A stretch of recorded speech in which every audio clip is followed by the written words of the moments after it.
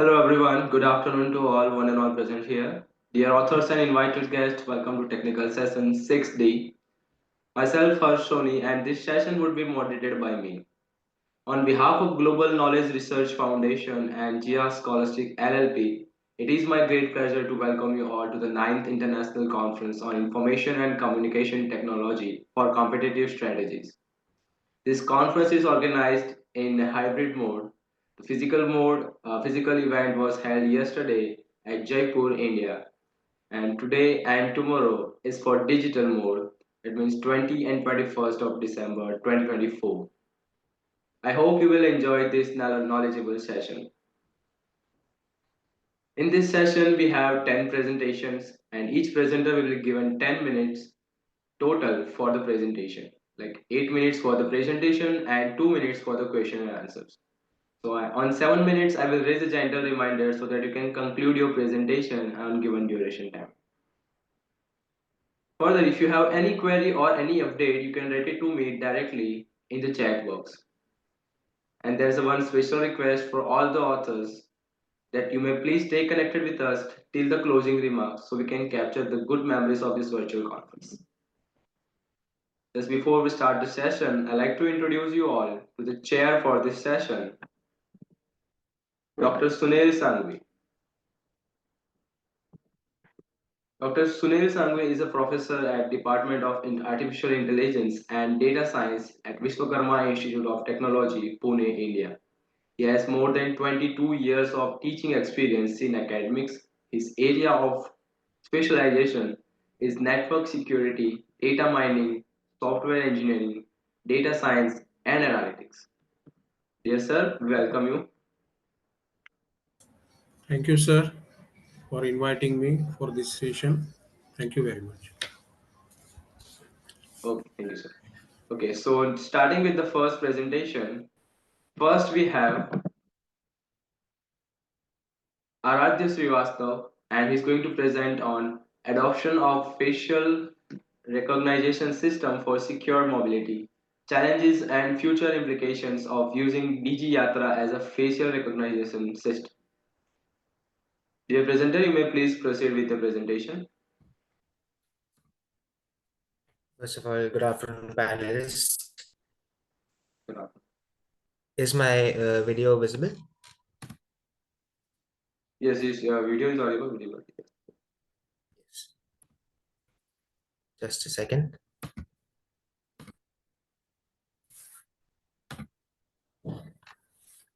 I hope my slide is visible as well. Yes, it is. All right. Thank you, sir. So, good afternoon, panelists. My name is Aradhya Srivastav, and I'm presenting research on the adoption of facial recognition system for secure mobility, challenges and future implications of Digi Yatra. So this work explores how Digi Yatra came into existence and how it leverages biometric technology to revolutionize air travel in India. My co-authors are Yash Upadhyay and my faculty mentor is Professor Jerry John Joseph. And this research was conducted under the guidance of Christ MTB University, Delhi NCR. This of the brief introduction of what Digi Yatra is. So Digi Yatra is a biometric-based system conceptualized in 2017 by Bengaluru International Airport Limited. So it uses facial recognition system to streamline the air travel experience. The idea is simple, but extremely powerful, as it eliminates the need for physical documents by linking passenger details with their Aadhaar identity, and it integrates the facial recognition technology. This initiative gained urgency and its popularity during the COVID-19 pandemic, when we had to prioritize contactless travel experience. So the core features of Digi Yatra is its foundation lies in its biometric verification system. The number one strong point of it is its efficiency. So it reduces the screening time drastically from where it used to be 25 minutes earlier. Now it's under 10 minutes. Its integration with this boarding passes allows the other identity to be seamlessly identified. So it also keeps a track with who is traveling where within the country itself or outside. Then it's also technologically partnered by VisionBox, who is a leader in biometric solutions. The pilot of this entire project was done in the Kempagoda International Airport, and it demonstrated its potential, leading to its adoption as a major mandatory feature across Indian airports. So, although it is a revolutionary idea, it also comes with a few concerns. The number one is the privacy challenge. Since it's entirely dependent on its Aadhaar-based identification systems, some people do have this concern that their privacy might be misused when the information is available in the public domain. But how it is countered by the designers is the passenger data is encrypted and only accessible during the travel duration, and the data is also erased after 24 hours after the travel or the flight has been completed. It incorporates blockchain technology so that the previous data cannot be reaccessed by anyone else, even the airport authorities. So the global implication which this entirety had was it set a benchmark for secure and privacy-focused biometric systems, and it also positioned India as one of the major leaders in the digital transformation, at least in the aviation industry. The key events, this entire table was composed by us, the authors. So pre 9/11, when the terrorist attacks also happened, it increased the need for identification or verification of identities, and the initial process was very time consuming and also very prone to human error. Then post 9/11, the airports internationally started incorporating various features so that they would not be prone to the terrorist attacks. So which is why it incorporated need for enhanced screenings, which is X-ray scanners or identity verifications. But since that was not as efficient as the current facial recognition system, it increased the wait time and also increased the surveillance. So it was a very lengthy and time consuming process. Now, the current status, which DigiYatra also incorporates, is the AI driven biometric systems. So it also reduces the time while also keeps a track of who is moving where. So how DigiYatra came into existence? The need for DigiYatra specifically arose from the increasing air passenger traffic requiring faster check-ins. The COVID-19 pandemic, as I stated in the introduction itself, emphasized the need for contactless solutions. A global shift towards digital transformation in aviation also came with the COVID pandemic, not just in aviation industry, but also in other industries as well. But it also got incorporated in the aviation industry. So with Dubai leading by example, India responded by conceptualizing the DigiYatra in 2017, although it was only implemented in December of 2020. So it used the biometric technologies to meet the demands of contactless travel experience. And it was also its pilot product was launched and approved by the Ministry of Civil Aviation. This is the sources of where exactly they initially started with the implementation process. Singapore started its implementation process in 2018. United Kingdom started in the 2019, USA in the 2018, and Qatar along with us in 2020. So the very first one, which incorporated this entire idea or the conceptualization of facial recognition systems, was Dubai.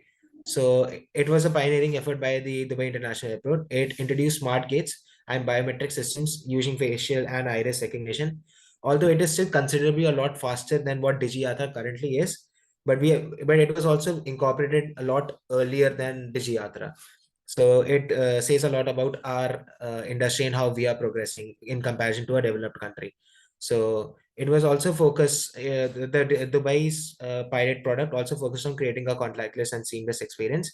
And it integrated it with the government ID databases of Dubai, including Emirates ID. So India's journey towards DigiYatra, as I mentioned, it was conceptualized by Bengaluru International Airport in 2017, and it was majorly inspired by Dubai. Its major aim was to modernize the Indian air travel experience using the biometric technologies. Nationwide rollout mandated by the Ministry of Civil Aviation, as I mentioned, aimed to enhance the passenger convenience and operational efficiency. So a basic idea of what DigiYatra's system design is. The key design elements includes the very first one is the user registration.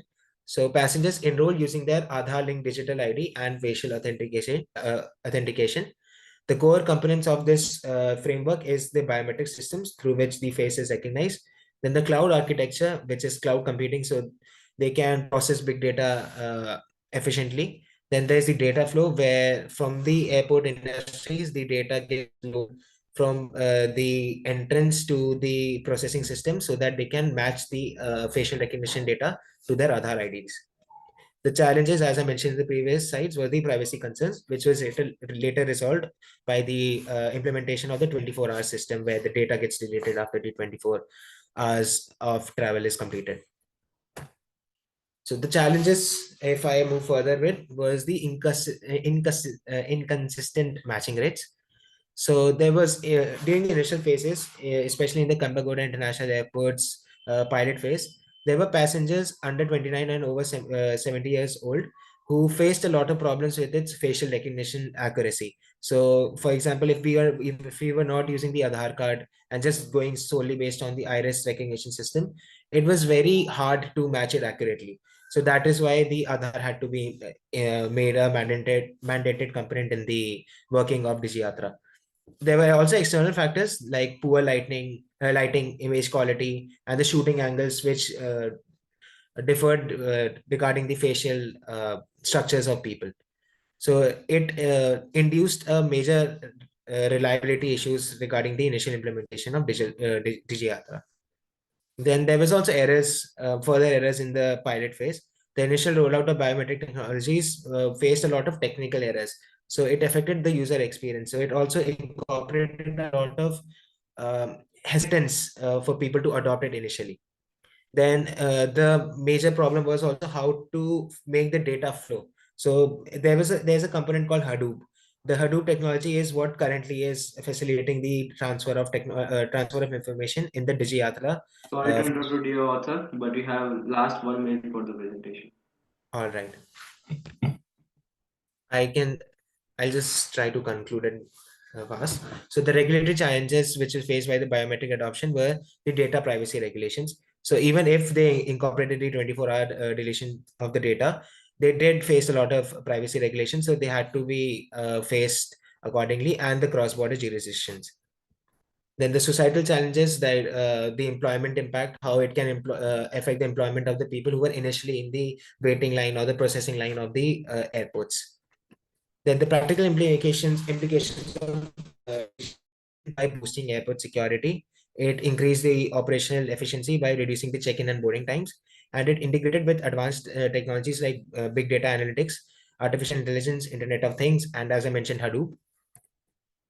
Then managerial implications, it enhanced customer experience. It was also privacy and ethically considerate, because when we saw the DigiYatra company make active measures to stop privacy concerns from leaking out and actually addressing them, so that created a lot of trust within the general public, and it also impacted the employment by it led to a reduction in manual jobs roles at airports, and it also created a balance between technological advancement and job creation. To conclude, I would like to just mention a few points that DigiYatra exemplifies India's leadership in the digital transformation. It also promises faster check-ins, enhanced security, and also though it also faces challenges in the privacy and the scalability of the entire project. By addressing some of these issues, DigiYatra has a lot of potential to set a global benchmark on the grounds, or even higher than what Dubai International Airport recently set. And that was it from our side and the findings of the paper. Thank you, dear presenter. Dear sir, do we have any question for this presentation? No, sir. Just he has surveyed the challenges and whatever the things which are going on as such. Yeah. So we have to let's forward to the next one. But here I would like to share to Aradhya that particularly when we are going to talk about the challenges, so we have to come up with certain mitigations also. So after doing the survey of all these things, how again we are going to have any other techniques or tools through which we have to enhance all these limitations in near future. Okay. Thank you. Thank you, sir. Thank you, sir, for your question. And next we have Huzaiv Safisha, and he's going to present in on automating multi-vendor open RAN cell site deployment, practical approach using commercial grade components. Dear presenter, you may please start with the presentation. Hello, everyone. Please give me a moment to share my screen. Is my screen visible and is my audio clear? Yes, it is. Perfect. Hello, everyone. My name is Fuzaib Shafi. I'll be presenting this paper that we have. It started with the idea of the 5G, and then, of course, it works for 5G and beyond. It's actually about the Open RAN itself and automating the processes around it. Sorry, just give me a moment. The title being Automating Multi-Vendor Open RAN Cell-Site Deployment. And we took a practical approach using commercial grade components as much as possible. Uh,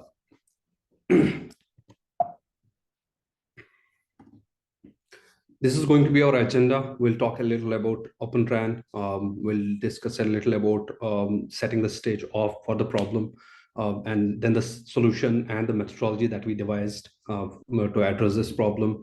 We'll talk a little about the lab setup as well as the solution that we developed.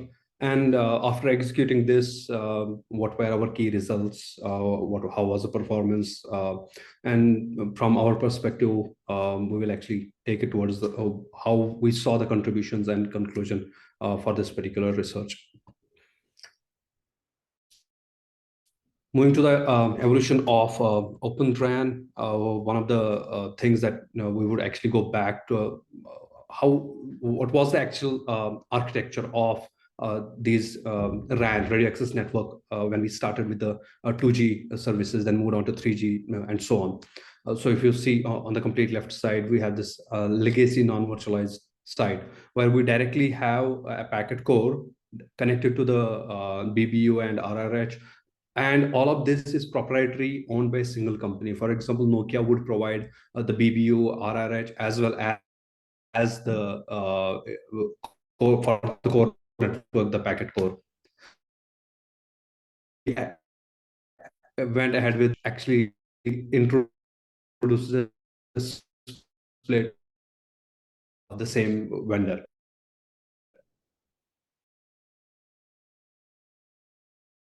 We had a slight split, and then we could have still kind of be quite close, and did make certain multi-vendor possibilities. Hello, sorry, I think I disconnected for some time. Is it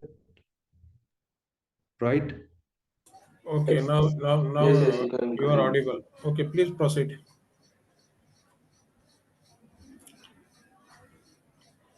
I have no idea where I lost off. So yeah, anyways, was on this slide. So I'll just continue from it. So we have these, we had this evolution of in the radio access network architecture, where the company actually be based on everything and everything on the tower as well as on that base station, connecting to the further to the core of the whole service providers network would actually be from the same vendor. So we moved from the legacy non-virtualization to centralized RAN, and moving on to the virtualized RAN, and now coming to the Open RAN, completely disaggregated. What Open RAN actually says is you keep the on the complete towards the cell site near the tower. You have the radio unit. Radio unit can be from one company. Then you go back, you connect it to a distributed unit, and it can be a virtualized VDU, and that can come from yet another company. Then moving back, you need a centralized unit, SCU, that again can be virtual and can be from yet another provider. And then you can, that is something which will connect further to the core. And that core itself can be from yet another vendor. So Open RAN made it possible for us in 5G, and will continue beyond 5G as well, to take components starting from the cell site, a tower, and the components at the base station near the tower, and everything else in between. Open RAN makes it possible to actually take it from different vendors. You can have a packet core of Nokia, you can have VCU, VDU, probably let's say from Mavenir, and then you can have the RUs from Fujitsu and any other company. And because of that, the possibilities of how a cell site or what a cell site, a tower base station may contain. It may have just a radio unit. So antennas connect to the radio unit and then connect to the network. Or the tower, the cell site may contain the radio unit and the distributed unit, a VDU. And then, or it can actually, for highly congested areas in cities, it can also contain everything at the cell tower. A cell site may contain the RU, the DU, as well as the CU. And naturally, that brings us to the concept of, that brings in the concept of the front hall, mid hall, or back hall. So depending upon your type of site, type of cell site that you set up as a service provider, there will be these interfaces, these networks, front hall, mid hall, and back hall, that will actually exist in this case. And this is all brought into the picture by following an open RAN architecture, which makes multi-vendor setup possible. And naturally, due to that, the components of a cell site become to be, we have at a cell site, particular site, we will have the towers, the antennas, the radio units. There can be a bare metal server if you are hosting a DU or a CU at the tower, and naturally there will be a router, and this router will further be logically connected to the provider edge, the PE routers, and which further will be connected to the core network. And again, these networks themselves can be owned by the same service provider, or they can be provided by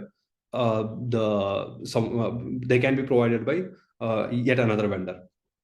So naturally, this gives us a possibility that every time you have to bring up a cell site, there are multiple components to configure and provision. You have the PE routers that need to be configured to identify a cell site router. You need to provision and configure the cell site router to be able to communicate anything and everything that we have at the cell site to the core network. And then naturally, we will have the bare metal server, the radio units, that all need to be provisioned and configured. And this is what is the basis of our research. And naturally, because we have this growing demand for 5G, we have, and it actually has, with the Open RAN in place, even though it allows multiple vendors, it introduces the vendor diversity, it complicates the deployment, because now you have multiple different vendors participating in one network. So naturally, trying to provision all of these manually, time intensive, can easily take a week or more to actually bring up one cell site and make it operational so that it can give the 5G network on your mobile phones. And because of this, and because of the commercial players in the market, we are not aware of any end-to-end system automation solution for provisioning cell sites, which actually takes care of everything starting from the PA routers going till the end of provisioning the radio unit. That brings us to our solution. What we did is we created a framework, a concept of macro milestones broken down into micro milestones. Each milestone, both macro as well as micro, has pre-checks, and then the actual work, and then the post-checks. So an executive view from a business perspective. The whole of this automation gets triggered by zero-touch provisioning. As soon as zero-touch provisioning of a cell site router gets triggered, the moment you switch it on, the power, everything else gets, the whole automation pipeline gets triggered automatically. So that means the moment you switch on the cell site, you power it on, it will be provisioned on its own without any manual intervention. Our lab setup that we created in order to simulate this, we tried to stick to as much of the real world components as possible, as many commercial components as we could, and then used open source tools wherever an alternate was required. Sorry to interrupt you, dear author, but you have last 1 minute for the conclusion. Sure, I'll speed up. We have, these were our milestones that we create, the macro milestones for each of these components in order to provision everything from the PE till the radio unit. This is what our cell site, the lab setup consisted of. We had actual servers from production grade, used actual production grade software components, and the network architecture that we decided was that we will provision the co-located RU and DU at the cell site, while the CU will be cloud hosted. This is the architecture, a logical lab architecture of how our network was, and the solution architecture of the solution that we developed using both open source as well as proprietary as well as custom development, the commercial as well as the custom developed components. After we executed our success, our key results are like this. We had an overall success of 90%. We had 10% fallout out of the 50 cell sites or 50 instances that we executed. And individual milestones actually had a different kind of success. For example, the Rhino, where we established the RU-DU-CU communication, there were more fallouts there. Even though everything was provisioned, configurations would actually, there would be errors which would need manual intervention. Similarly, time taken, one of the most important factors. Our overall average became 120 minutes. The whole cell site is operational within 2 hours. And in happy path, best case, when we had after a certain time, it was a cell site coming up in 71 minutes. And that happy path average ended up being 84 minutes on an average across multiple such setups. And naturally, because of the solution, we were able to identify challenges, develop their solutions over time. That's what enhances the provisioning time and increases the success rate. It kind of gave us a possibility to develop a comprehensive end-to-end automation framework for multi-vendor Open RAN. And then also we were also able to introduce a macro orchestrator as micro milestones based framework. Thank you. Open for questions around the same. Yes, I have one question for you. So, how you have evaluated that success rate? May I audible? Yeah, Yes, of course, yeah. Sunil. Uh, yes, so success rate is directly that starting from the moment we powered on a fresh router. And when I say fresh router, it is a router which is completely reset with zero configurations as if it is factory reset. You switch it on, and after it gets triggered, it actually undergoes a ZTP zero touch provisioning, and it triggers the automation pipeline. And then you directly receive 5G network Okay, onto the antenna. The antenna actually shows connectivity onto the whole thing that it's connected to the core. The moment you have this is a success scenario where the cell site is radiating, where the antennas actually are configured and fully operational. This is considered as a success.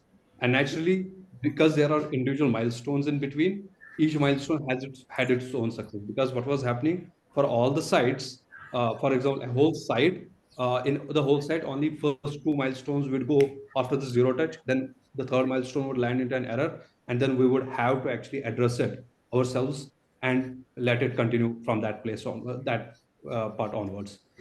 So okay, such a scenario, success was kind of also measured by those micro milestones. okay. So, one more thing at the edge of the network and at the core of the network, you are using the same routers? At the edge, no. At the edge, we use the Cisco NCS, Hmm. and that's actually one of the reasons I mentioned it here. And we have this in our lab setup. If you see, I actually did call it out. For example, we have servers from Dell, Okay, primarily XR11 24C only. Even though there was a possibility to use 12C.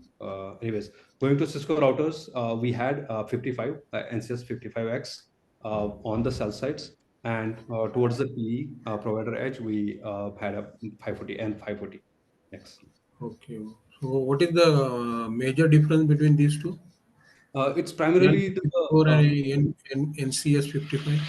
yes, NCS has this call. It has the CP eCPRI interfaces where it actually can directly connect to the radio unit, the Fujitsu radio's cable, the carrying the radio actually radio over Ethernet directly into the interface of the NCS 55. So directly actually allowing the radio communication rather than actually a packet communication, because packet primarily would be either via the optical fiber or an Ethernet cable connected between the routers. And in this case, NCS 555 is kind of purpose built exactly for that. That even though it has the packet capabilities, it also has the radio interface to actually carry the radio packets directly from the radio unit. That became the reason of NCS 55X. Okay, thank you. Thank you very much. You. Thank you, dear presenter, for your valuable presentation. Next, we have the paper titled "Dark Patterns: Navigating the Shadows of E-commerce." And this paper title will be presented by Manshi Jha on behalf of Charu Gupta. Yeah, good Dear morning, sir. presenter, Good morning, everyone. remember, I'm please. present here. Just a minute, I'll just share my screen. Okay, so is it visible? Yes, it is visible. Okay, so good morning, everyone. I'm Mansi Jha, and I'll be presenting my paper today on dark pattern navigating the shadow of e-commerce. So directly hopping on to the table of content, from where I'll be starting my presentation. So as per the what in general, if we have to explain is what is dark pattern. So dark pattern is a user interface design technique that manipulates the data, that manipulates the user by taking the action they don't otherwise take. It means simply sometimes we shop a lot, especially on e-commerce, like a Geo VR, for example, we are using, and like a lot of sales are going on, 60%, 90%. So the question is that do these offers are real, or they are just manipulating the user behavior to gain more sales and profits to their own company. So we have made a simple browser extension which is platform independent, and all the datas which were collected was the custom data set. So now we are proceeding towards the am I audible? Like, is it fine? Yes, yes, yes, yes. Okay. I'm sure. Okay, so we have made a browser extension, which gets the accuracy of 97.3%. So we use the YOLO V8 for machine learning process. We collected the data and trained it using YOLO V8. And just a minute. So if we recent just now I have explained that we get huge discounts while we shop, and to check that whether this discount is uh, real or not, we have made this app, and so I'm okay. So basically, the thing is that the companies like Jio or Myntra, they works on user behavior. How we are behaving. Do we really want to buy this product, or we do not want to buy this product? They make the fanciest posters regarding that, and because of that, a lot of people unwantedly start leading to buy impulsively. Like we have to buy two pair of jeans, and we see like too many offers are going on, so we buy a sweater with that, or socks with that, a hanky with that, and we think that we are getting these percent of offers, and the bill which was of two jeans was about 2000, and now the it is about 3500, and they that shows that, oh, you have got this percent of off if you'll buy this. So it basically works on five major thing. First is urgency, second is scarcity, social proof, misdirection, and seeking. In urgency, it's limited offer to pressurize the people to quick purchase, and FOMO, scarcity, which is FOMO, which is fear of missing out, which works most in our generation, which is Gen Z, because nobody wants to stay out of the trend. So that works for them. Social proof are fake rating, which we see that there are uh, few items we buy, and we see the purchase, the item could be nice, but the ratings aren't like they got 3.4, and there are things which get more stars than it actually should not. So this misdirect the people of buying the thing. The first thing buyer do is to check the rating, how much rating does this cloth or an object gets. Same like sneaking, like hiding fees and conditions for the user, like the charges they charge except for the GST. They shows that the promotions, this percent are been off on your purchase, and it actually is not, but they pretend to show that. So these were the four gaps we identify. First is majorly it's work on the user's mindset. they try to manipulate the user experiences, and they get the datas on like how many products we are being clicking onto. We are like clicking on most of the project most of the products which are seen to be like bestsellers. It can be a bestseller, but it might not be a bestseller also. They try to put the tag on it, and then which create a loss of trust. Like sometimes it happens like you want to buy this product and you have a lot of expectation towards that product, but when you purchased it, you won't get the same satisfaction while you were buying. So this tries to lose the trust on the product. And then comes the privacy concern. Because of that, their e-commerce market is growing way too much, and the growth is really quick. So the privacy concern and the data which they take from us uh, is a concern. For example, taking an example like Mintra has this just to say that I'm not actually trying to portray any of the companies in a bad way, but it's just an example I'm giving. So Mintra have this, like if you buy something, just a jeans, which I recently did, so it was showing that this size could fit you properly.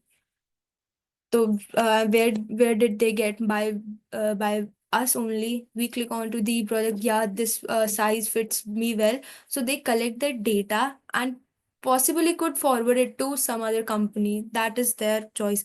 But yeah, we do not have the privacy concern or privacy thing that yeah, our data are safe. And the emotional and cognitive impact, like it shows like this much time, but 2 hours are left for your for this deal, and after that this deal closes. So it gives a sense of urgency to a buyer, just 2 hours left or 30 minutes left, just buy it, and it didn't get much time to think about it.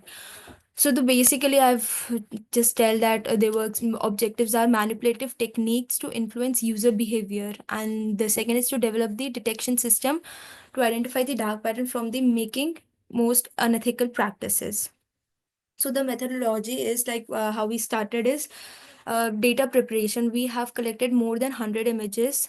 We trained the data on YOLO V8, and this particularly is about like we have made it user friendly, and our app have basically two major things. One is live camera, like if we are shopping on an app through website, so the application will automatically on its camera, and wheresoever it finds the dark pattern, it will show it like this, like yes, this is a dark pattern, and the accuracy rate is quite good, like it's 97.3%.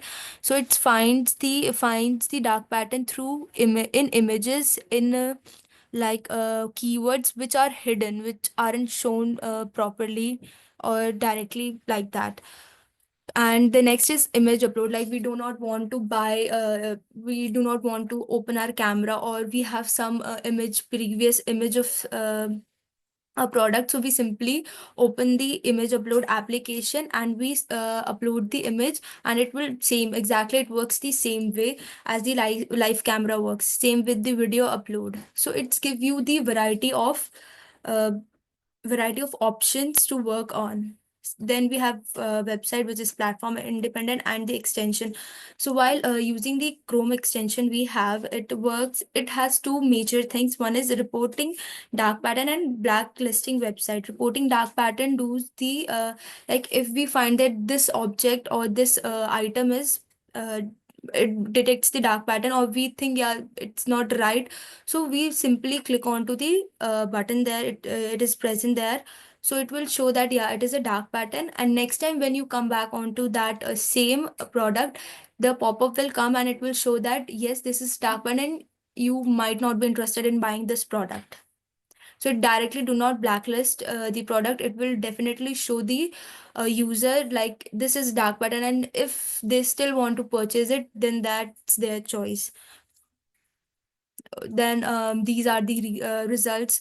While we were working, it enhances the user awareness. Like most of the people do not know about the dark patterns in majorly things, because we are getting offers, everyone is getting happy thinking that they are saving money, but in general they are not.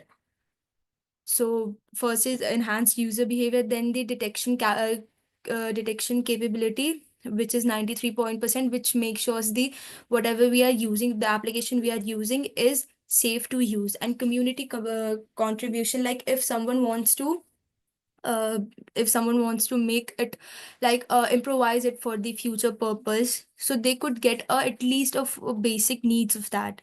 Then global scalability, the market is way too big, so it have a very good scope in that. So conclusion after getting all this was the conclusion is like, it basically same again, I'm saying that it's work on the user behavior, how the user is working or perceiving with the app or with the application, and how they are trying to reciprocate their mind by using all their tactics.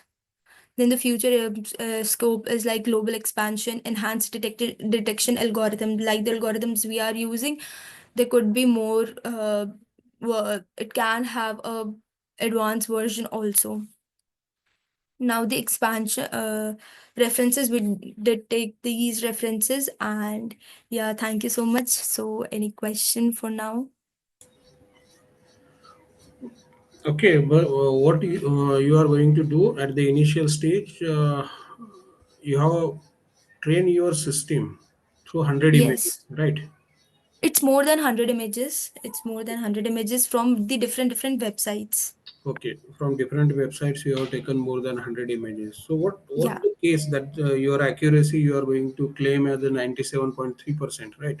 So if I am Hmm. going to do some Hmm. purchasing, okay, Hmm. you have to Hmm. go for the online shopping, and in Hmm. that case, if that your recommendation is not going to work for me, okay, properly, Hmm. then for my at my side, I'm going to Hmm. say that this system is 100% failure. No? Sorry, I didn't get the last word. What is if that?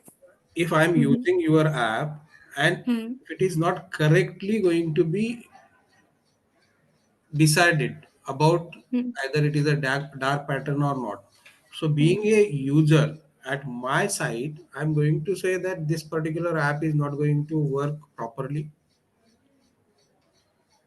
Okay, because in so the because in hmm. AI particularly, we are not going to say that 97.3%. Okay, for 97 people it is okay, but for three Hmm. people these are not repetitive. Na, these are again a unique user, and if Yes, yes, yes. yeah, and if Hmm. your app is going to fail there, then that single user is going to think that this app is not going to properly show me either there is a dark pattern contains or not. Okay. Yeah, I got the question. Yeah, so the it's about the percentage 97%. I'm saying because of that 100% it will not be able to perform on it, because at the back end the e-commerce company changes the keywords, changes the things, because they are also getting aware of the dark patterns, because they are already using that. So if it will show the 100%, then that will be the incorrect way of purchasing or incorrect way of making the app. So if it's 100%, then there are high chances that the accuracy is not right and the model get overtrained. Okay. Yeah. Okay. Thank you. So any other questions? Yes, I'm done from my side. Harsh, sir. Okay. So thank you, sir. Is there Yes. any other questions? I don't think there's a question any much. Thank you Okay, for your okay. valuable presentation. Thank you So so much for having me. next we have Mariam Rashid Hamidi Al Khikbi, and she's going to present on effect of finite element based rotary friction welding process parameters of aluminium and Inconel 718 hollow tubes. Dear presenter, you may please proceed with the presentation. Yes, it is visible. Please go ahead. Good afternoon, everyone. Today I'll be presenting effect of finite element-based rotary friction welding process, parameters of aluminium in coil 718 hollow tubes. I am Mariam Al-Kitbi, an undergraduate student at United Arab Emirates University, majoring mechanical engineer. I'll be covering all these topics today. In this presentation, I'll be discussing the study on friction welding, a highly effective method for joining metals without the need of melting. This technique is becoming insanely popular due to numerous benefits, including strong, reliable bonds. For this study, I'll use semi-factor forming simulation software to analyze the welding process, especially focused on key factors such as maximum temperature equivalent to the stress under different conditions applied, like force, hold time, speed, and stroke. Through the analysis, we found the linear correlated relationship between the parameters and resulting temperature and stress levels. The study specifically looked at welding aluminum and the in-coil hollow tubes. The best conditions for the optimal result were identified. Let's begin by discussing rotary friction welding, or RFW. This is a solid-state welding process where two components are rotated against each other. While the pressure is applied, the friction generated between the materials created heat, which often is the material at interface and allows the form of welding junction. The key parameters that affect the quality of the weld, including rotational speed and friction time, forging time, friction pressure. By adjusting the parameters, we can influence the strength and durability by the welding. However, traditional experimental research on RFW can be time-consuming and expensive.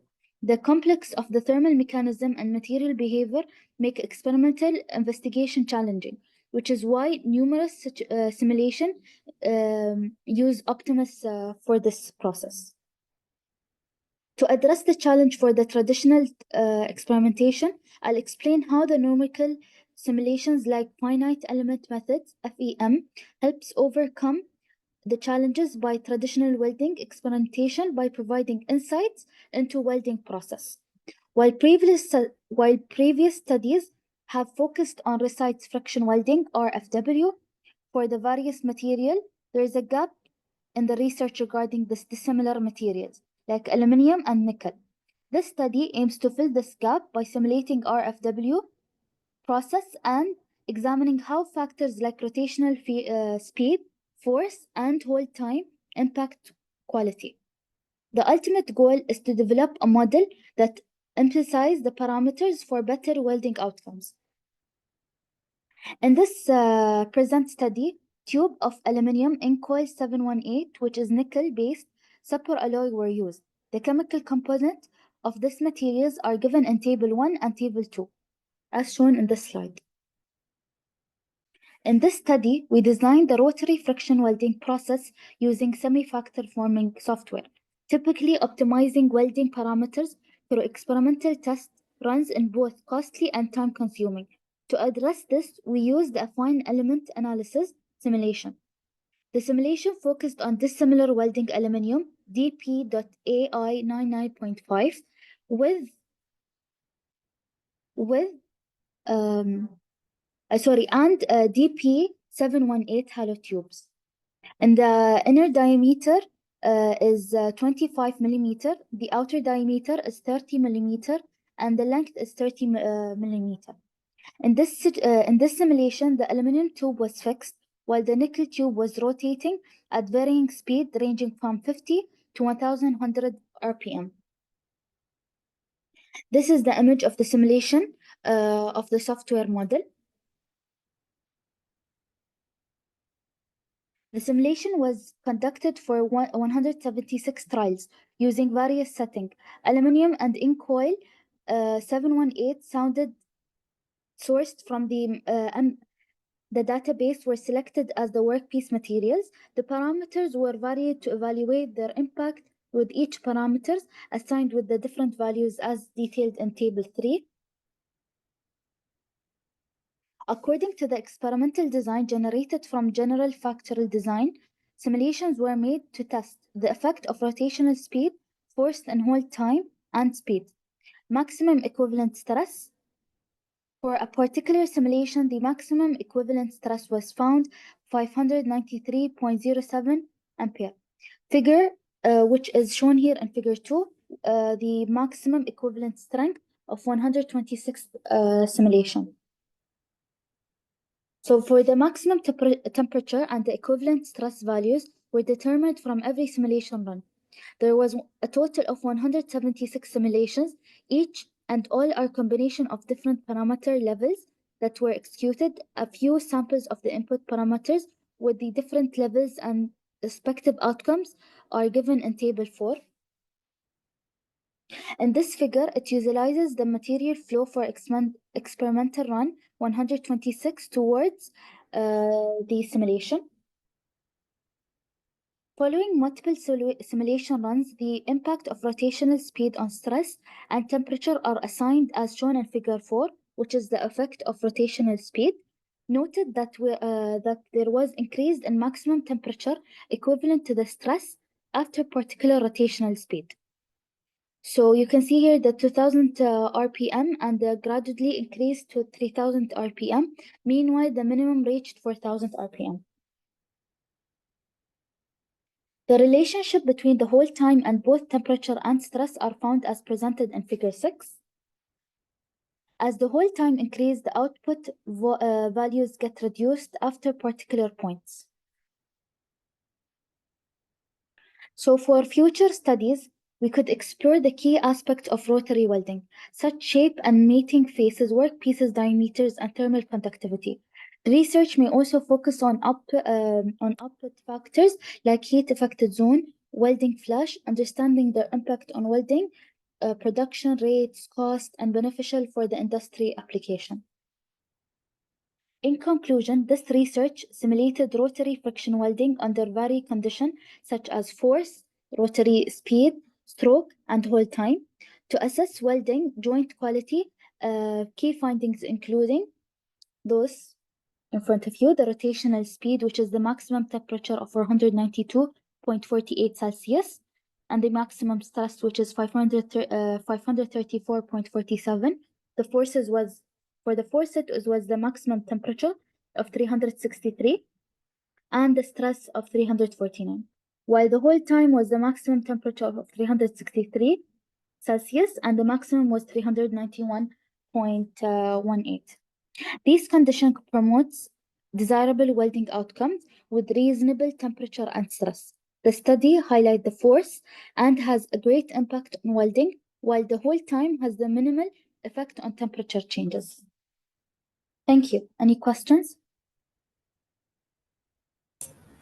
So just I have one query that what is the melting point of alumina? What is the maximum temperature The maximum temperature of the holding tank? for alumina metal? How much at Yeah. what temperature it is going to melt? Our Melting point point is of to find the point. alumina. Your voice is lagging. Melting point of alumina metal. What is the temperature? At that temperature, the metal is going to melt. If we are going to suppose, like for water, we are going to say 100-degree temperature, it is going to boil, right? Likewise, I Yes. just Okay, I got your want to know question. about the melting point of that alumina metal, so that it is going to have this whatever the maximum temperature you have claimed, na, is it going to sustain with that one? So for Yes. So for the melting point of aluminium, it's approximately 660 degrees in Celsius Okay. and 1,220 in Fahrenheit. Okay, so it is going to bear with this temperature, whatever the Yes. temperature and all the things you are going to be Yes. applied for the welding purpose, Yes. right? Okay, For okay, us, it's only for the welding purpose, just to conjoin them.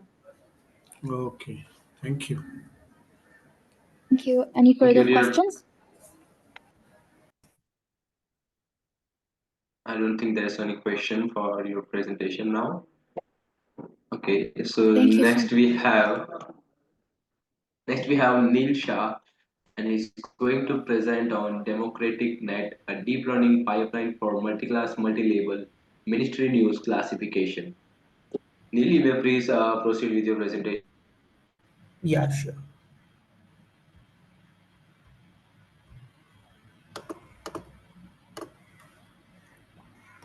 I think screen is visible.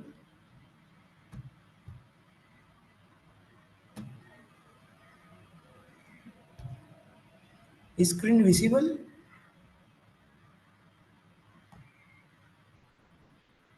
Yes, it is. So let me start. I think it is visible. So hello everyone. Good afternoon. My name is Milsha, and I am from Charoda University of Science and Technology. And I am giving my research work, that is Democratic Net, a deep learning pipeline for multi-class, multi-level ministry classification. And my other peers, Nisha, Eumbarai, Vansh Metha, Ansh Trivedi, Tvisha Kamani, and our mentor Nirav Bhatt have equivalently contributed to this research. So, as an introduction, with the rise in digital media, misinformation on critical policy matters can erode public trust and slow down the decision making and create an overwhelming workload for government officials. Rapid, accurate news classification can support timely and coordinated responses to the issues. This information often spans multiple ministerial jurisdictions and need to accurate classification to ensure relevant ministries and inform promptly. As an research gap, existing studies on news classification only focuses on the single label categorization like real or fake and are insufficient for handling complex multi-level classifications across governmental ministries. Democratic Net addresses this unique gap by classifying news into the multiple relevant ministries to support real-time government needs. As there are many of the articles related to this topic, there are four shown here, which shows that many of the communist countries or the rivalry countries that try to interfere in the elections of the democratic countries by bribing some of the media personals or by buying some of the media houses, and they try to demotivate peoples of that country to do some of the mob or make that country unstable.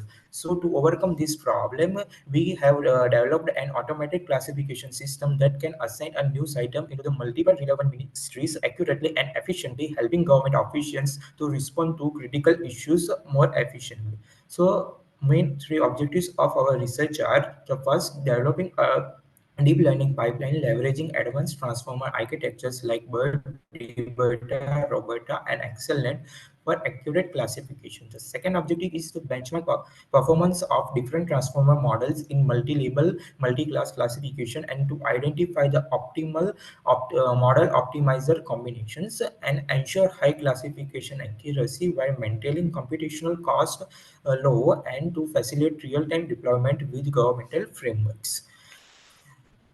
National literature review previous studies in news classification has largely focused on simple binary or single label classification, such as detecting misinformation on social media or categorizing news by general themes. These approaches short fall in addressing the complexity of classifying news into the multiple ministerial domains. By adapting state-of-the-art transformer models specifically for multi-label classification tasks, Democratic Net moves beyond the previous studies to tackle the unique challenges of government news classification. Democratic Net pioneers a system optimized for characterizing news articles relevant to government ministries. Unlike the existing system, it can handle cross-ministerial classification in real time, making it a novel essential tool for governmental communication and misinformation management.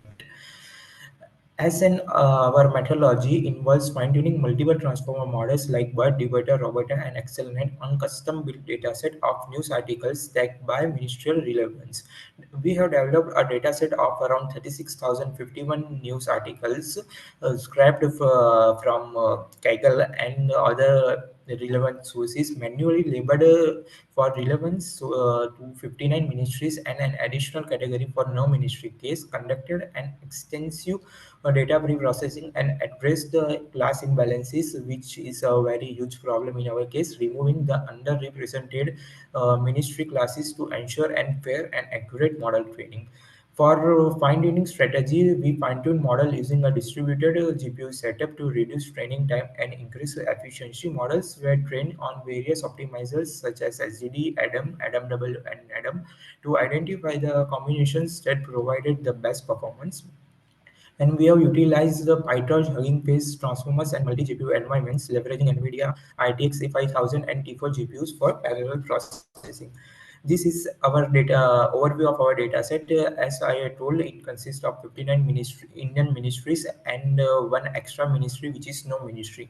For instance, suppose that we have news XYZ, so it can belong to minimum one of this category or maximum three of this category, as we have multi-label classification. So each of the instance can have more than one classes, and this is an overview of our data set. Then these are the results and analysis of our experimentation. We have tried four different models with different optimizers, and we have cross optim all of them. And these are results. We have concentrated on top three accuracy and cross entropy loss. And as in summary, among the models tested, XML Roberta combined with NADAM achieved our highest accuracy with a top 3 accuracy score of 85.04 percentage and cross entropy loss of 6.06. This model outperformed others in both accuracy and generalization point of view. Roberta and Roberta also performed well but showed slightly lower accuracy than XML Roberta. Traditional optimizers like SGD were very less effective, showing lower accuracy and a higher loss compared to the adaptive optimizers such as NADAM and others. Significance, these results confirm the feasibility of these transformer-based models for multi-class, multi-label news classification, showing that democratic can serve as a reliable tool for supporting government officials in managing and classifying news efficiently. Our results indicate that the adaptive optimizers such as Adam and Adam significantly improve model performance effectively by navigating complex loss landscapes. This success of XML Robot underscores the model ability to capture nuanced language pattern relevant ministry classification. Key insights to include the importance of balancing data set classes, distribution, and performance gain achieved through a specific model optimizer combinations. Before we have tried some of the experiments before pre-processing and before reviewing the unbalanced classes, and the results were quite poor. So we have then performed this pre-processing and removed some of the underrepresented classes, and that helped us. And as limitation, our data set is limited to 36,051 articles with an inherent class imbalance due to the underrepresented set of certain ministries. Contextual limitations includes while effective transformers model may struggle with context-specific interpretations, which could impact classification accuracy in certain cases. As in future directions, increasing dataset size and diversity should improve the robustness and the model generalizability, and comprehensive ministry coverage incorporate more ministries, as India have more than 120 ministries. We have currently include 59. So this dataset can be made broader for further generalizability. And for international deployment point of view, democratic net can easily fine tune for other governments as well, and they can utilize this worldwide. As in summary, democratic net advances governmental news classification by automating these multi-level classification of news items across ministries, achieving a high accuracy with minimum loss. This research contributes a scalable, adaptable solution to the governmental information management, and significance of this project strengthens the governmental transparency, supporting officials in managing by applying deep learning to improve governmental workflows. Democratic Net has a potential to bolster public trust in the government communications. As in the statement, Democratic paves the way for automated efficient news classification in governmental settings, contributing to a vital tool to support democratic values in increasingly complex information landscapes. So thank you very much for your time, and any questions, then please. Your thought about the LLM models here? Yeah, so we can use LLM models, but the LLM model generally are prone to the hallucinations. And as we have tried this model to adapt the Indian news, so LLMs are generally trained on the larger data set, generally belonging to the US and European countries. So I think it cannot consider some of the nuances like Indian English nuances that are in our news that cannot be easily covered in that LLM strategy. We have tried it, but around 50 to 60 percentage were correct, but 40% was hallucination from it. Okay, thank you. Yeah, thank you. Thank you, Neil, for your wonderful presentation. Yeah. Next, we have Hariom Survase, and he's going to present on detection of diabetic retinopathy using Python. Dear Hariom, you may please proceed with the presentation. It's giving me a second to present myself. So, good afternoon, panelists. Myself, Hariom Survase, student of Vishwakarma Institute of Technology, Pune. I am here on the behalf of my group to present the paper on with the title Detection of Diabetic Retinopathy using Python. Other group members are Aryan Sutar, Avishka Suryavanshi, Suraj Mundada, and Ketki Suryavanshi under the guidance of Professor Sagar Jano. So let's first see what is diabetic retinopathy. So diabetic retinopathy is a diabetic complication that affects our eyes. It causes due to the increase in blood level in the increase in sugar level in the blood, which damages the tissues that causes the blindness. So there are two stages of diabetic retinopathy. First is non-proliferative diabetic retinopathy. This is the early stage, and the second is proliferative diabetic retinopathy. This is advanced stage. If diabetic retinopathy is left untreated, it may cause to blindness. So our paper mainly focuses on a web application to detect the diabetic retinopathy with greater accuracy and easy to use by people. So we have used ULO algorithm, that is you only look algorithm, to detect the images, and CNN for image classifications. The dataset we have used is the Kaggle IPAC dataset, which have approximately 9,000 images. 9,000. We have chosen this dataset because it is easily available. It is easily available. We are able to achieve an accuracy of 85% in training accuracy and validation accuracy of approx 76%. So main advantage of this web application is that it is quick and easy to detect the diabetic retinopathy level. But there are some limitations of the project. First is that it cannot detect very small images. The future scope include we can expand the dataset to much more images as we only have 9,000 images. Second, we can integrate this project with IoT devices for real-time diagnosis of the diagnosis in the clinic. We can also expand this project beyond diabetic retinopathy, like other eye-related diseases like glaucoma and macular degeneration. So, in conclusion, we have created a web application to detect diabetic retinopathy using YOLO V5 and CNN. So, thank you. If there are any questions. No questions from my side.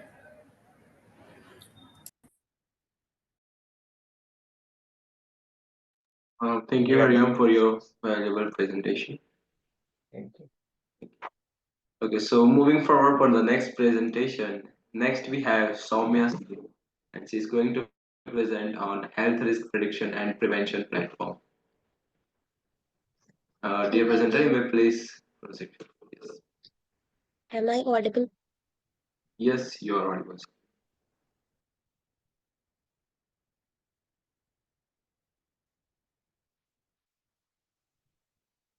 Is my screen visible? Yes, it is. So, I have researched on the topic health risk prediction and prevention platform, and there are my professor Nikhil Ranjan and Nitin Nidhi Bansal who have uh, who have supported me. So let's start. The health risk prediction and prevention platform uses data analytics and machine learning and artificial intelligence, which is used to predict some health risk and prevent people from some diseases. And there are some platforms like electronic health records, genetic data, lifestyle data, and real-time user data, which detect and prevent people and Also, this datas are used also these datas are used by doctors to prevent their patients, and that's it. After that introduction, so these platforms often use technologies like machine learning, AI, that is artificial intelligence, and big data, which is used to foresee health issues and stop people from needing help. So first is key areas. So that is data gathering, and this platform gather information from multiple sources, and this encompasses electronic health records, and there are some wearable devices like fitness trackers, smart watches, which detects people's health conditions, and there are some genetic informations, lifestyle factors, and health related measurements utilized by the individual. And second one is security checking. That is, the platform uses some methods to collect the data and recognize danger. These include some diseases such as diabetes, mental illness, or cancer, etc. Third one is personal guidance. The platform provides fitness guidance, lifestyle changes, or medical help to prevent from disease by giving some suggestions like nutrient changes, exercise, medications, or regular checkup. So there are some more key areas like constant observation and behavioral treatment, and unite with doctors. So in which we can detect the observed in constant observation. There are some platforms which detect people's fitness constantly, and prevent them from risk. And in behavioral treatment, the platform uses behavioral patterns such as reminders, setting tools, and games that encourage observation to prevent measures. Unite with doctor. Some platform merge directly with a medical arrangement and doctor to preserve diseases of the patient by keeping patient information. So there are some advantages like fitness guidance. In fitness guidance, people can predict health issues and take preventive measures before for the reduction of seriousness of disease.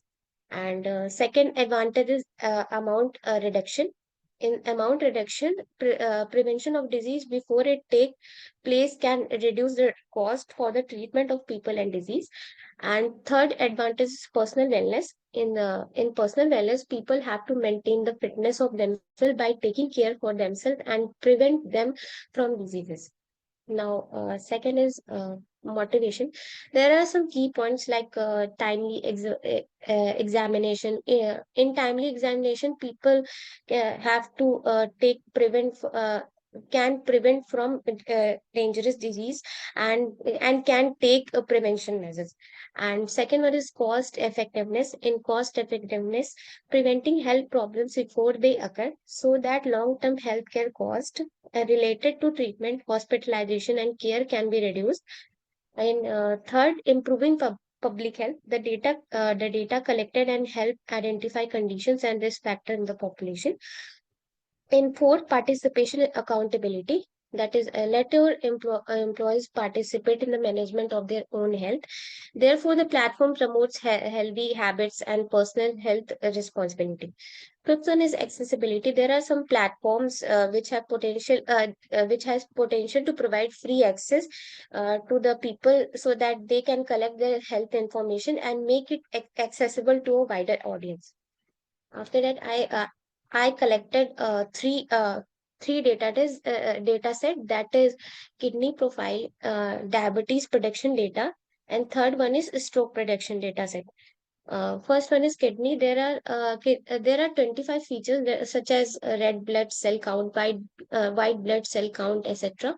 And the objective variable is classification, which indicates whether the patient has chronic kidney disease or not. Second one is diabetes prediction data. The diabetes report is a medical and public record of patients and their diabetes, positive or negative. Third one is a stroke prediction data set. According to the World Health Organization, stroke is a second leading cause of death worldwide, like accounting for approximately 11% of all deaths. This information is used to predict whether a patient will have a stroke based on factors such as gender, age, medical conditions, and smoking status. After that, methodology. There are objectives like we can specify target population from the age, health condition, lifestyle, and second one is we can identify a specific health risk that must be reported like heart disease, diabetes, stroke, etc. After that, we can collect data from various devices like EHR data, electronic health, and we can check online health records and prevent us from them. Uh, there are surveys we can survey data from the lifestyle or family history or existing health condition. Uh, Now, data pre-processing, that is cleaning, eliminate inaccuracies, correct missing values, and standardize data formats. Second one is normalization, scale data to improve model performance. Third, feature selection and engineering. In feature selection and engineering, we can identify important risk factors, that is age, BMI, cholesterol level, and we can create new products based on existing data, that is from like example risk scores from multiple assessment. And after that, model development, that is choose appropriate algorithm, that like there are many algorithms like logistic regression, decision tree, neural network, and uh, etc. After that, split data into training and validation and testing sets. After that, risk prediction, how we can predict our risk, like health risk.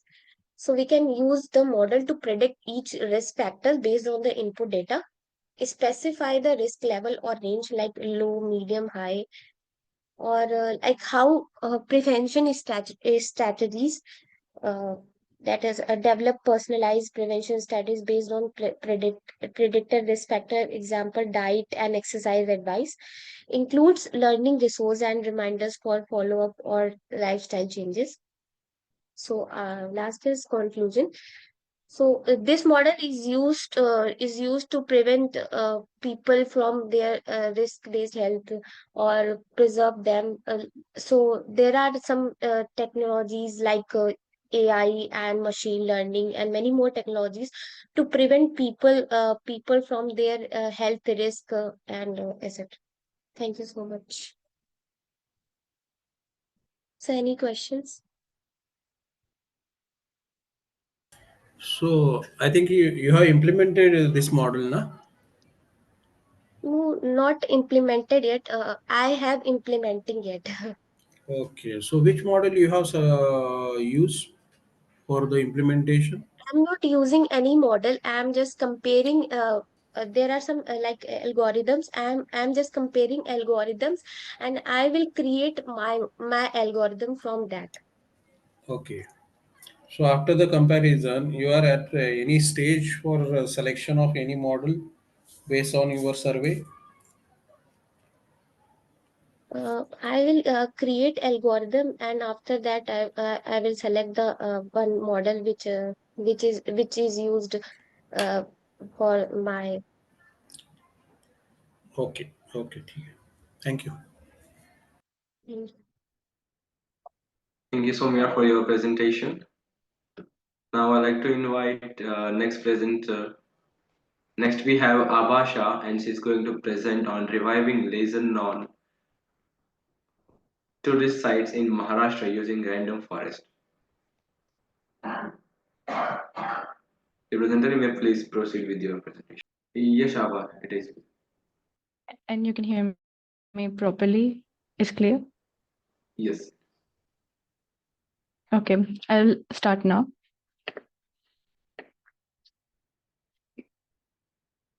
So our topic was reviving lesser known tourist sites using random forest algorithm, presented by me. So our basic motivation was that we found a statistic from TDDI, that is Travel and Tourism Development Index. And TDDI in 2021 ranked India at number 7 in demand drivers for tourism. What that means is that we are number 7 in the fact that we have the potential for tourism. That means that our culture and heritage gives us these tourist destinations that rank us at number 7. So we found out that even though we have that much potential, tourism is still an untapped economy in India. What we find is that at popular tourist destinations, there's lots of crowding, and tourists are not able to enjoy their experience in that crowded location. And at lesser known destinations, there's no one visiting them, so they're not maintained, and so we also lose our cultural importance at those destinations. So what we want to do is that promote these lesser known tourist destinations by giving real-time suggestions and using random forest. What this will do is that it will support local economies where there's lesser known tourist destinations, and it will also promote a sustainable form of tourism. Our objectives through this research was that we wanted to boost the local tourism using technology. As students of technology, that is what we can provide here, and also enhance enhance the personal experience of a tourist. So we wanted to give personalized recommendations, customized recommendations that will enhance the tourist's experience. And other than that was also that the local communities will be boosted through this, because their services, their products will also be promoted through this tourist boost. We conducted a literature survey, and in that literature survey, we had went through 15 to 16 papers ranging from 2020 to 2024. And what we found majorly was that sure, there's papers on tourism and how to enhance tourism and trends in tourism, but no one is really focusing on the lesser known tourist destinations and why they are lesser known. Why is it not working for these destinations? And also, they're not using or leveraging technology as it advances. They use social media or technology like YouTube or everything to boost their spots, but there's other technological trends that we can leverage here. So our basic research gap or findings from our literature survey was that there's a limited limited digital presence of these lesser known tourist spots. There's also insufficient use of smart technology. They could be using IoT, machine learning, and GPS to promote these destinations, but it's not happening currently. There's inadequate data collection. So that means that there's inadequate data because people are not visiting there, and the people that do visit there, there's no data of who visits there. So we cannot use targeted marketing or any strategy development here. Underutilization of social media and crowdsourcing, and fragmented infrastructure development. These were our research findings. So to implement our model, we wanted to use an algorithm that uses multiple decision trees to come to a conclusion. This was done in 3 stages. The first stage was data sampling. So what happens here was that we have a data set, and in that data set, we create multiple subsets of that data. And then each tree is trained on a different subset. So that means that, it's not the same data being trained over and over again, and that will reduce overfitting. And then tree creation, we build our decision trees because random forest will use multiple decision trees. And then finally, we will create a number. For our model, we call it a popularity index. And that popularity index will be our decision factor of what we want to come to as a decision. Why we selected random forest as compared to other models like CNN or neural networks was because random forest is able to handle tabular data, structured data well, and it can also handle multiple data types together.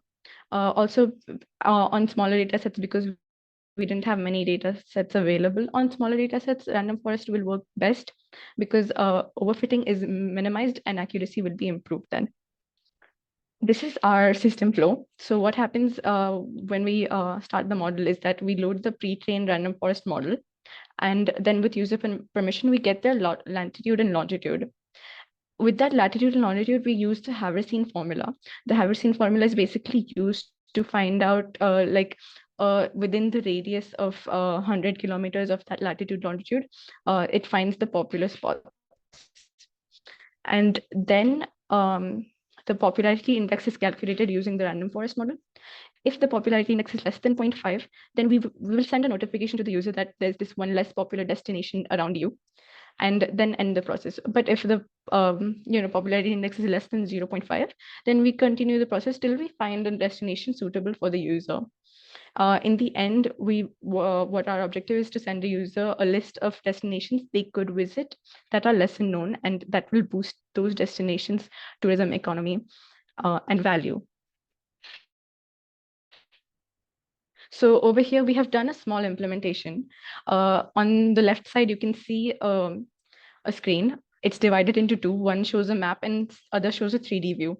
So basically on the screen, what the user is doing, they will be requesting, sending a request to the server. Then the server will calculate their latitude, longitude, and where they are, and the popularity index, and find out a list of destinations that they could visit. Then this is the suggestion screen on the bottom, where they can get directions and 3D view.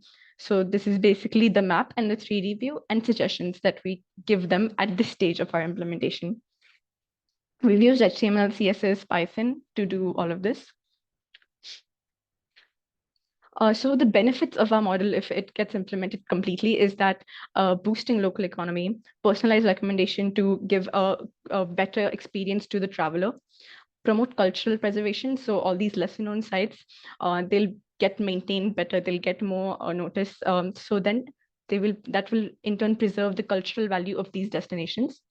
And also use friendly navigation, because we are using Google Maps in 3D Street View. It's familiar to the user, and also it makes it easier for the user to navigate. Other than that, we have used an efficient machine learning model. Future scope, going forward, what we want from this system is to include more technology, IoT, sentiment analysis for improved recommendation, more personalized recommendations, all of that. Second, we want to scale it, expand it to a global level. Currently, we are focusing on the Indian tourism, more specifically Maharashtra tourism sector, but we can enhance it to a global scale, add multi-language support. And also, currently it's just us that will be putting up data on this system, but going forward, we want to add community and stakeholder engagement. That means that these local communities, local authorities would be able to put up their advertisements, let's say, or their tourist destinations, where it will be more authentic and it will promote their culture, their traditions, and their economy. So in conclusion, what we want to say is that promoting lesser known tourist destinations and offbeat experience, and it will also increase the local tourism revenue.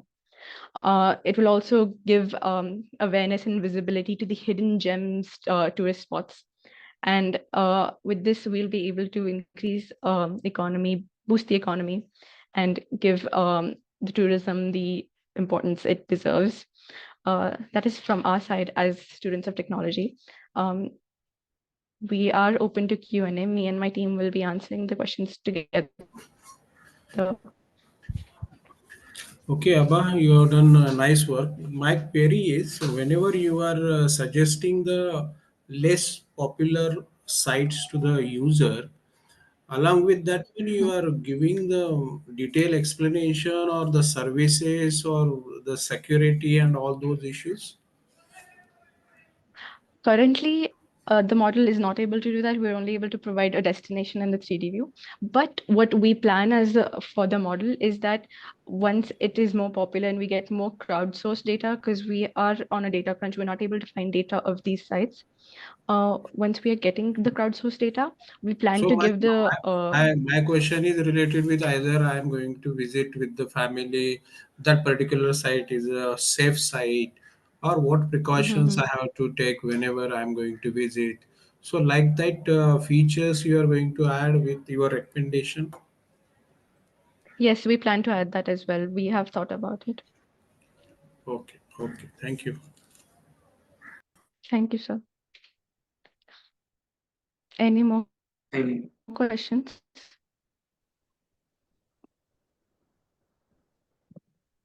Okay, Abha, you can stop your. okay, Okay. I think so. There's no question Let for me your just. presentation, Abha.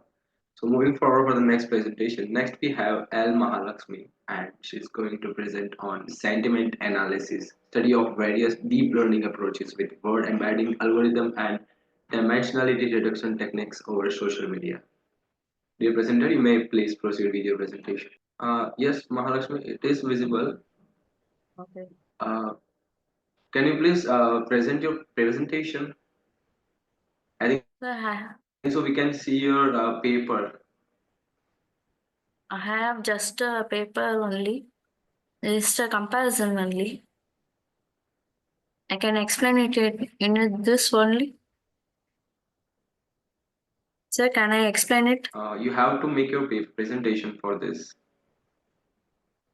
Not an issue. Okay. Go ahead for this. For this time, Okay, you can okay. go ahead. Okay, okay. Thank you, sir.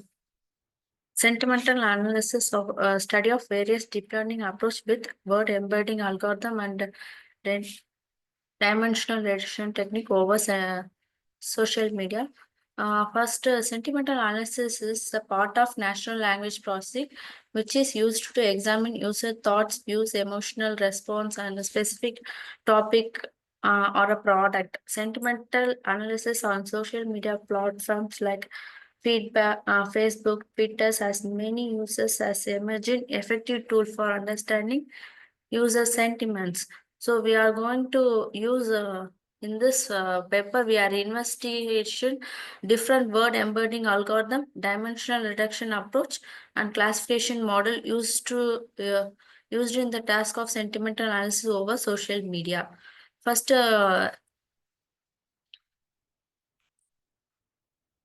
here this is a model where first data collection is done, data pre-processing is done. In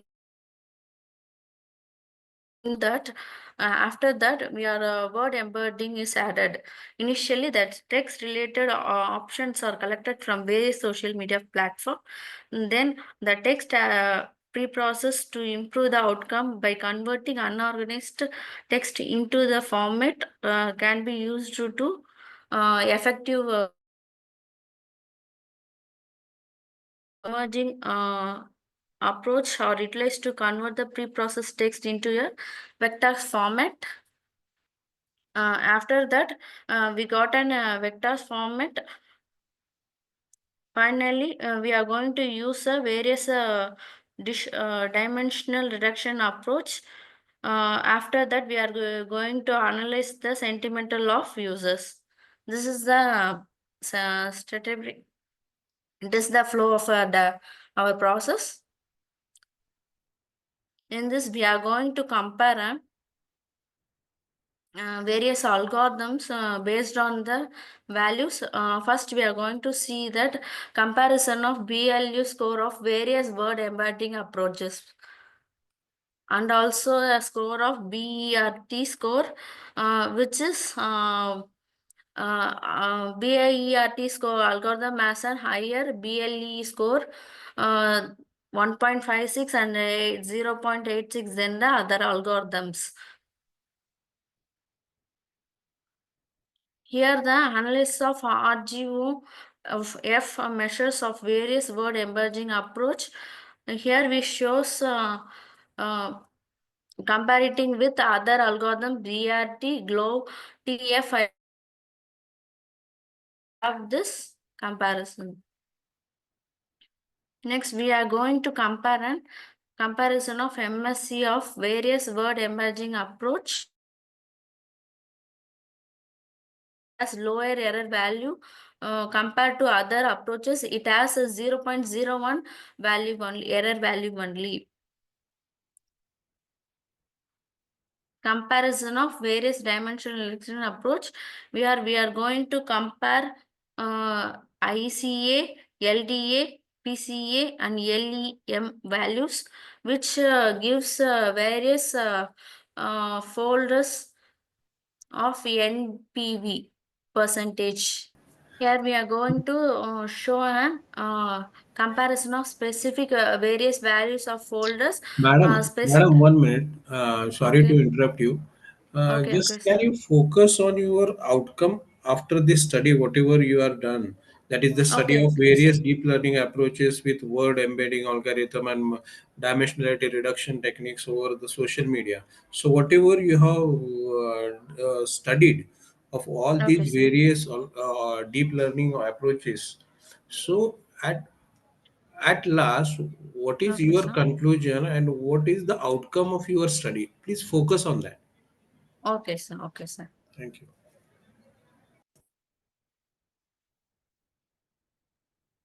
Okay, Uh, so hello, sir.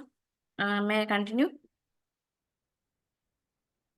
So yes, in you this can. after the research, experimental research, deep learning based DNN algorithm outcomes, our traditional techniques, where it prefer to compare GRU with IC based dimensional reduction and BERT based word embedding. In order to improve a sentimental classification accuracy attained by a single model,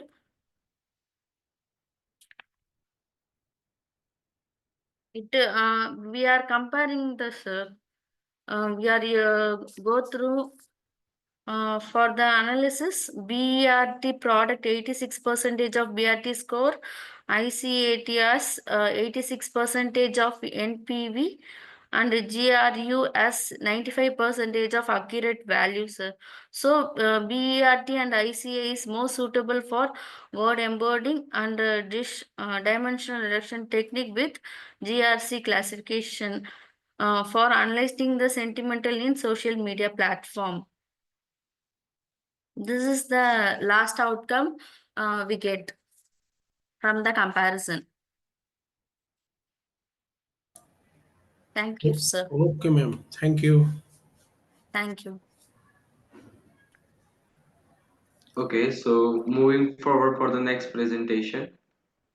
Next we have Mohammad Shoaib, and he's going to present on understanding carbon neutrality insights from social media analytics and thematic analysis. Dear presenter, you may please proceed with your presentation. Okay, is there anyone who is going to present on behalf of Mohammad Shoaib? I sincerely thank our authors for their excellent presentations during this session and their great contribution in this informative session. We, on behalf of whole team, thank you for your support during this ninth edition of the conference. Uh, Ninth edition of this conference and all the past conferences of 8 versions. We will be happy to have you all in the 10th version of in 2025. Further, all the presenters will be getting their digital certificates through email within 2 working days. Further, all the paper have already forwarded to the stranger. The publication will be live within 6 months, so kindly cooperate with the team of ICTCS 2024. I also thank our session chair for being a chair of this session on behalf of the team ICTCS 2024 and Global Knowledge Research Foundation. Sir, there is a one token of appreciation from the team ICTCS and GR Foundation and the partner. Thank you, sir, for your valuable presence over here. Thank you. Thank you. Thank you very much. Okay, so at the end of the session, I request you all to turn on your cameras so we can capture the good memories of this virtual conference. I request everyone, if it is possible, you may please turn on your. Thank you, everyone. Thank you, sir, once again. Thank you. Have a good day, everyone. Bye bye. Thank you, Harsh. And we will see, we'll see you soon Sure. in the next session.